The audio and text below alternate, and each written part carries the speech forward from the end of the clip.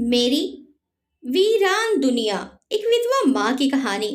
आज शाम से ही दिल बहुत परेशान था।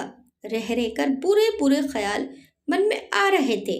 बेटा रोजाना देर से आता है, कुछ खबर नहीं कहाँ रहता है। क्या फैक्ट्री में काम इतनी देर तक रहता है? सोच सोच कर ही दिमाग फटा जा रहा था। कांता जी अकेली रहती थी। उनका बस एक ही सहारा था, उनका बेटा। उनके पति को गुजरे हुए 4 साल हो गए थे। पति के गुजरने के बाद बेटे ने कारोबार को अच्छी तरह से संभाल लिया था और फिर काम में इतना बिजी हुआ कि घर आना ही भूल गया। सुबह निकल जाता है और रात देर से घर आता है और आते ही अपने कमरे में चला जाता है। न बात करता, न कभी पास बैठता, न कभी सुख दुख के बारे में पूछता। मैं अकेली विधवा औरत पूरे घर में अकेली घूमती रहती हूँ। बेटा शादी कर लेता तो उसकी बीवी आ जाती तो मेरा वक्त अच्छे से कट जाता। लेकिन शादी को पता नहीं कब से कह रही हूँ, शादी करने के लिए भी तैयार नहीं है। ऐसे कब तक मैं अकेले अपनी जिंदगी काटूंगी? अब तो जिंदगी का कुछ पता भी नहीं कितने दिन की बची है। यह सब सोचते सोचते पता नहीं कब बेटे के इंतजार में घड़ी का कांटा रात के 12 बजे को पार कर चुका था। बूढ़ी आंखों में जितनी नींद थी उससे ज्यादा अपने बेटे के लिए चिंता। उसी बेटे की चिंता जो अक्सर अपने काम के चलते रात को देरी से आया करता था। माँ तो माँ होती है, ये जानते हुए भी कि बेटा देर से आता है लेकिन भूखा नहीं रहता, किसी पार्टी में या फिर खुद के ऑफिस में ही खाना खा लेता है। फिर भी बिना उसके घर पहुंचे अन्न का एक भी दाना अपने पेट में नहीं डालती थी, इस उम्मीद में कि खाने के टेबल पर ही अपने बेटे के साथ थोड़ा समय बिता सके और अपने अकेलेपन को दूर कर सके। अकेलापन इसलिए क्योंकि इकलौता बेटा, वो भी कुंवारा, और पति अभी दुनिया को अलविदा कह चुके थे। और बेटा भी दिन और रात का ज्यादातर समय बाहर ही बिताने लगा। हाँ, एक काम वाली बाई कमला थी जिससे वो थोड़ी बातें कर लिया करती थी, लेकिन वो बेचारी भी क्या करती, उसे और जगहों पर भी काम पर जाना होता, इसलिए वो भी इन्हें ज्यादा समय नहीं दे पाती। अब रात के 2 बज चुके थे। माँ अभी भी अपने बेटे का इंतजार कर रही थी कि तभी दरवाजे की बेल बजी। माँ तुरंत उठी और जल्दी से दरवाजा खोला। बेटा फट से घर के अंदर घुस गया। माँ ने उसे डांटते हुए कहा, आज फिर से लेट? बेटा चिढ़ते हुए बोला, क्या मुझे शौक है? मीटिंग थी जरूरी। माँ बोली, अच्छा चिढ़ मत, चल खाना खा ले, तेरे पसंद की सब्जी बनाई है। बेटा फिर ऊंची आवाज में बोला, माँ तुमसे कितनी बार कहा है मेरा इंतजार मत किया करो, खाना खाकर सो जाया करो, क्यों खुद को और मुझे परेशान करती हो? बेटे के मुंह से आ रही शराब की दुर्गंध को पहचान माँ बोली, तू शराब पी कर आया है, तुझे शर्म नहीं आती? बेटा चिल्ला कर बोला, हाँ तो कौन सा पाप कर दिया है मैंने? चुपचाप खाना खाओ और जाकर सो जाओ, आपकी बकवास सुनने के लिए वक्त नहीं है मेरे पास। बेटा गुस्से में अपने बेडरूम में चला गया और सीधे जाके बेड पर लेट गया। नशे के कारण अगली ही मिनट उसे गहरी नींद आ गई।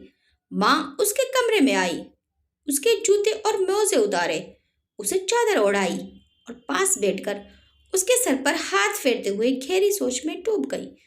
घंटे भर वहां बैठने के बाद अपने कमरे में जाकर सो गई। सुबह बेटे के कमरे का दरवाजे पर कमला ने दस्तक दी। नींद में ही बेटे ने पूछा, कौन है? कमला बोली, मैं हूँ मालिक, कमरे में झाड़ू लगाना है। बेटा बिना आंखें खोले ही बोला, ठीक है, सफाई करके दरवाजा बंद करके जाना। कमला अपने काम में लग गई। झाड़ू मारते मारते कमला की नजर बेड के नीचे पड़े वॉलेट पर पड़ी, जिसमें कुछ जरूरी कार्ड्स के साथ ही कई नगद रुपये भी थे। कमला ने वॉलेट उठाया, एक बार वॉलेट को और एक बार सोते हुए अपने मालिक को देखा, फिर वॉलेट को उसके तकिए के पास रख दिया और चली गई। सवेरे 10 बजे बेटा उठकर अपने ऑफिस को निकल गया।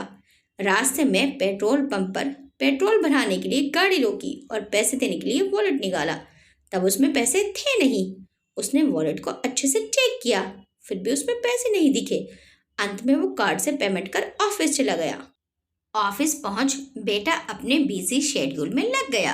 अपने कस्टमर्स को वो नए प्रोडक्ट के बारे में प्रेजेंटेशन दे रहा था कि तभी उसके फोन की घंटी बजी। फोन पर माँ का नाम आ रहा था। उसने फोन ना उठाकर उसे साइलेंट पर कर दिया, लेकिन फिर भी बार बार माँ कॉल कर रही थी, इसलिए परेशान होकर उसने फोन उठाया और साइड में जाकर माँ से बात करने लगा।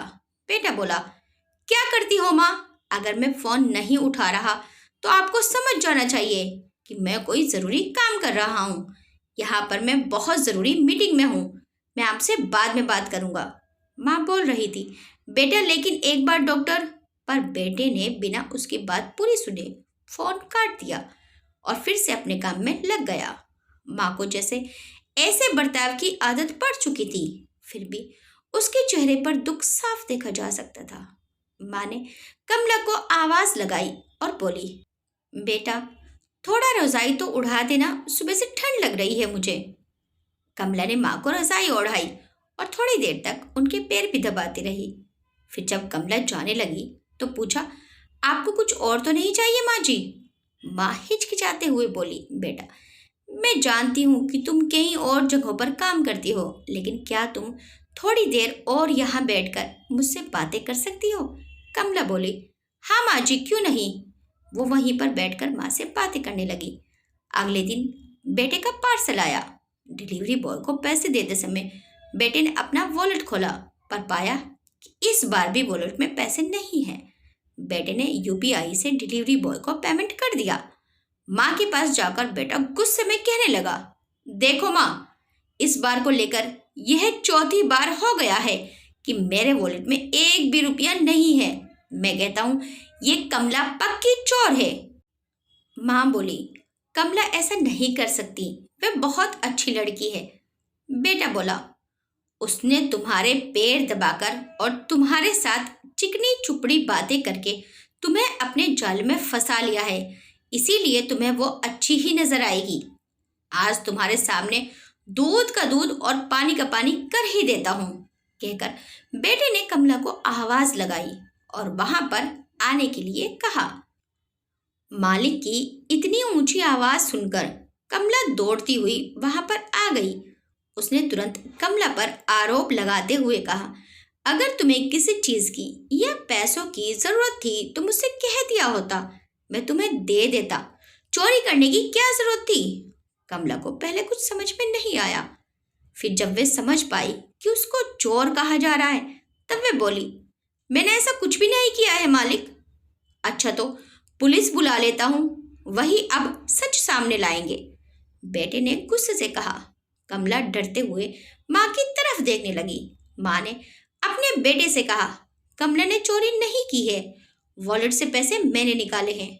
बेटे ने कहा, माँ तुम उसे बचाने की कोशिश मत करो। बेटे ने कहा, मैं उसको बचाने की कोशिश बिल्कुल भी नहीं कर रही हूँ, बल्कि वही कह रही हूँ जो सच है। बेटा आवाज थोड़ी धीमी करते हुए बोला, तुम्हें ऐसा करने की क्या जरूरत थी माँ? तुम मुझसे बोल देती, क्या मैं तुमको पैसे नहीं देता? तुमसे कुछ भी बोलने के लिए तुम यहाँ पर रहते ही कब हो? जब सामने आते हो तो सोने चले जाते हो, और जब फोन करती हूँ तो बिना बात किए ही फोन काट देते हो। अब तो तुमसे बात करने के लिए भी मुझे तुम्हारे ऑफिस में अपॉइंटमेंट लेनी पड़ती है, तब जाकर मेरा फोन तुम तक ट्रांसफर किया जाता है। जितने पैसे घर खर्च के लिए तुम देते हो वे तो घर खर्च में ही खत्म हो जाते हैं। उसके अलावा भी कई खर्चे हैं जिनके बारे में तुम नहीं जानते। आजकल मैं कितनी बार बीमार हो जाती हूँ, तब कमला ही मुझे डॉक्टर के पास ले जाती है और मेरी दवाई करवाती है। और तो और बेचारी अपनी दूसरी जगहों का काम छोड़कर मेरे कहने पर मेरे साथ समय बिताती है, जिससे मेरा अकेलापन थोड़ा कम हो पाता है। तो मेरा भी फर्ज बनता है कि उसे उसकी एक्स्ट्रा सर्विस के लिए थोड़े से एक्स्ट्रा पैसे दूं। इसीलिए मैंने तुम्हारे वॉलेट से पैसे निकालकर उसे दिए थे। काश मैं तुम्हारे पैसों की जगह तुम्हारा समय चुरा पाती, तो मुझे तुम्हारे वॉलेट को छूने की कभी भी जरूरत ही न पड़ती। बेटा अपनी माँ की यह सारी बातें सुन रहा था और उसे इस बात का एहसास भी हो रहा था कि पैसों की भागदौड़ में उसने अपनी माँ को बहुत पीछे छोड़ दिया था। बेटे ने अपनी माँ से माफी मांगते हुए कहा, देखो माँ, मैं समझ गया हूँ कि मैं बहुत गलत बर्ताव कर रहा था आपसे। अब तक जो हो गया हो गया। मैं उसे तो नहीं बदल सकता, लेकिन इतना वादा कर सकता हूँ कि अब आगे से आपके लिए वक्त जरूर निकाला करूंगा। माँ आंखों में आंसू लिए बोली, बेटा, मैं तुमसे कब से कह रही हूँ कि तुम शादी कर लो, तुम्हारी बीवी आ जाएगी तो मेरा अकेलापन दूर हो जाएगा और तुम्हें भी घर की जिम्मेदारियों का एहसास होगा। ठीक है माँ, बेटे ने कहा, आप मेरे लिए कोई अच्छी सी लड़की देखिए, मैं शादी करने के लिए तैयार हूँ। सच बेटा? माँ खुश होकर बोली। माँ यह सुनकर खुश हो जाती है और कहती है, ठीक है, मैं जल्दी ही तुम्हारे लिए कोई अच्छी सी लड़की देखूंगी। अगले ही दिन से माँ लड़कियों की तलाश शुरू कर देती है और माँ को अनीता नाम की एक सुंदर सुशील लड़की पसंद आ जाती है। वह अपने बेटे को भी लड़की दिखा देती है। बेटे को भी लड़की बहुत पसंद आती है। जल्दी ही दोनों की धूमधाम से शादी कर दी जाती है। शादी होने के बाद माँ अपनी बहू अनीता को पाकर बहुत खुश हो जाती है। उस घर में तो जैसे रौनक आ जाती है। उनका वीरान घर अनीता के आने से चहक उठता है। माँ का अकेलापन दूर हो जाता है। उस घर का वीराना सन्नाटा सब खत्म हो जाता है। अनीता भी अपनी सास की बहुत सेवा करती है। अनीता एक हंसमुख सर्वगुण संपन्न लड़की होती है। वे अपना ज्यादातर समय अपनी सास के साथ बिताती है। बेटा भी अब टाइम से घर आने लगता है और माँ के पास बैठने लगता है और माँ से ढेर सारी बातें भी करता है। माँ की वीरान जिंदगी में तो जैसे खुशियां ही खुशियां आ जाती हैं।